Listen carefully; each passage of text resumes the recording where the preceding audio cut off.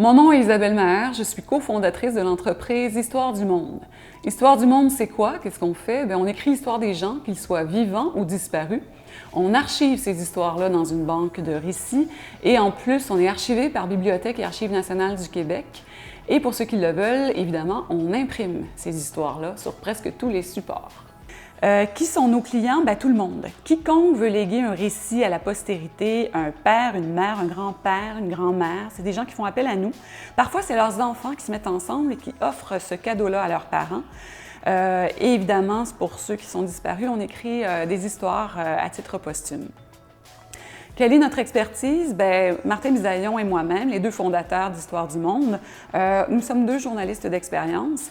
Ce que l'on sait faire de mieux, c'est des entrevues, de la recherche et raconter des histoires. Mais attention, pas des fake news.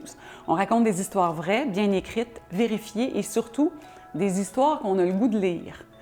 Les gens nous confient quelque chose de précieux, donc on est conscient qu'il faut être rigoureux, professionnel et extrêmement respectueux. Notre entreprise répond à quel besoin? Bien, présentement, la grande histoire s'efface parce que les petites histoires ne sont pas racontées ni conservées quelque part. Écrire l'histoire de sa vie, on le comprend, peut représenter une tâche colossale. Nous, on a voulu que ce soit simple, agréable et utile. On veut que les gens aient du plaisir à laisser un récit. Personne n'a une vie parfaite, mais tout le monde a une vie intéressante qui mérite d'être bien racontée.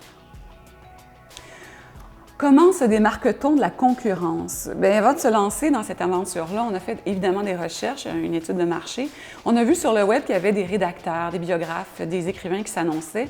Alors, on s'est demandé comment nous, on peut faire mieux, comment on peut offrir plus, comment on peut aller plus loin.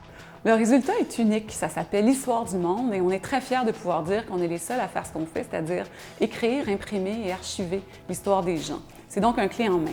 Mon grand rêve, c'est que dans quelques années, on puisse lire l'histoire des gens qui n'ont pas nécessairement fait la manchette, mais qui ont vécu et qui vont inspirer les générations futures.